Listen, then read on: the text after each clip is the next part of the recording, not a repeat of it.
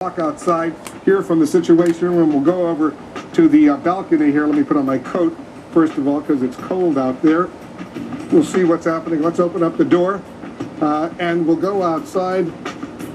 Let's go take a look at the streets of Washington, D.C. and see what's going on.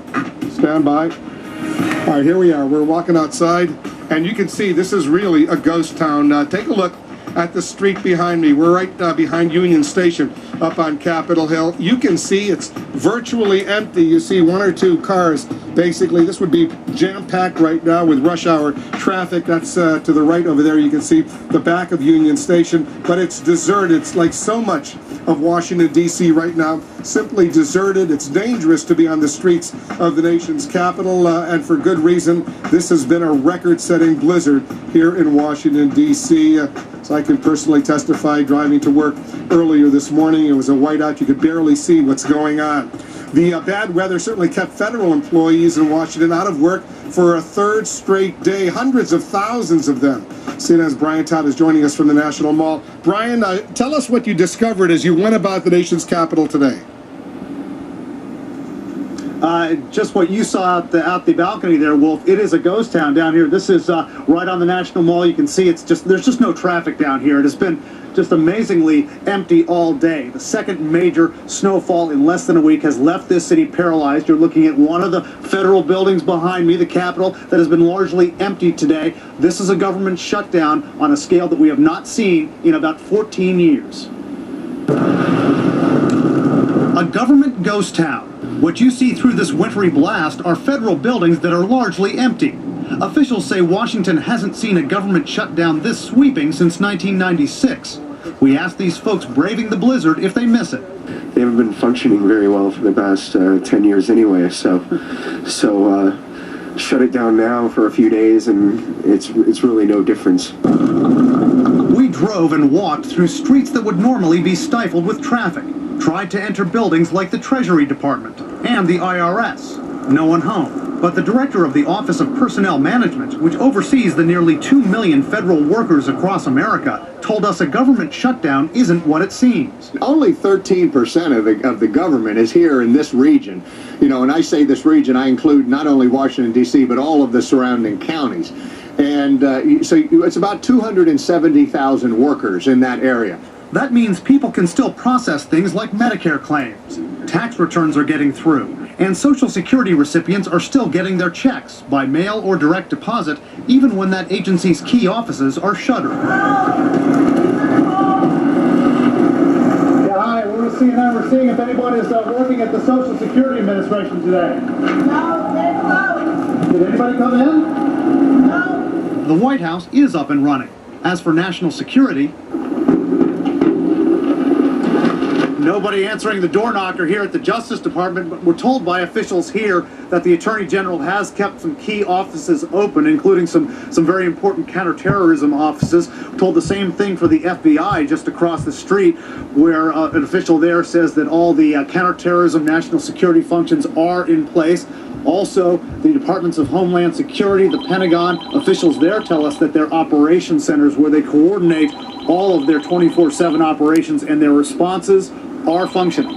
What's not getting done? Congress is shut down and not holding hearings. Administrative, policy, and budget meetings are on hold.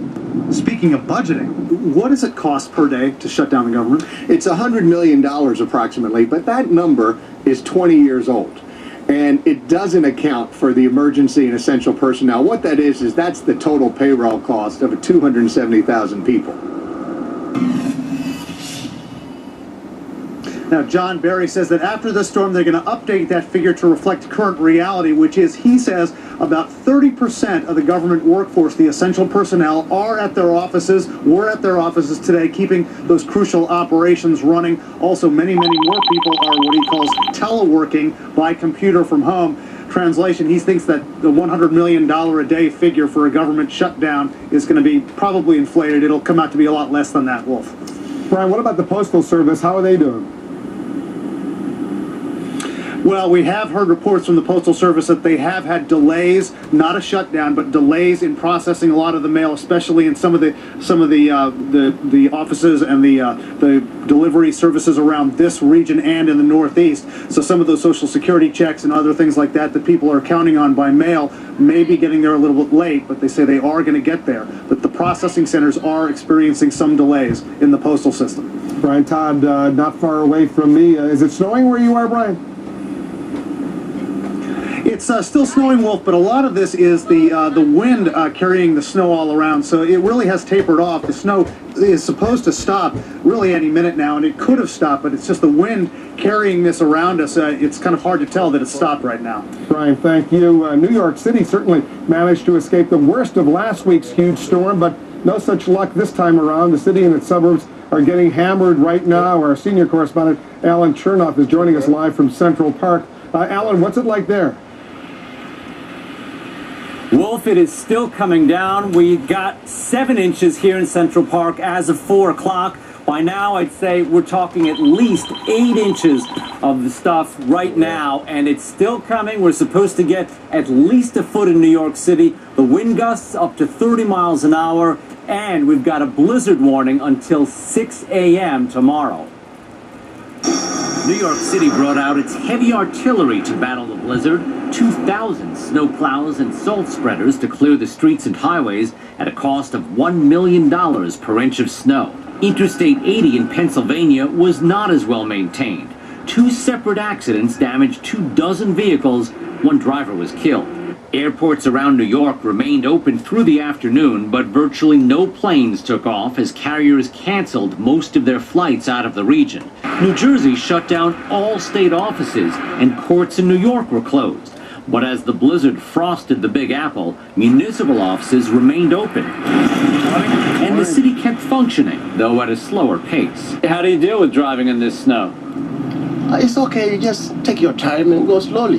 The city's second big storm of the season seemed to bring out a tough-it-out attitude among both New Yorkers and out-of-town visitors. Well, I'm from Florida, so I'm just drawn to shorts anyway. The town we come from, it has been snow for over 2 months now. Aside from stomping through slush, the worst part for those who worked is the commute.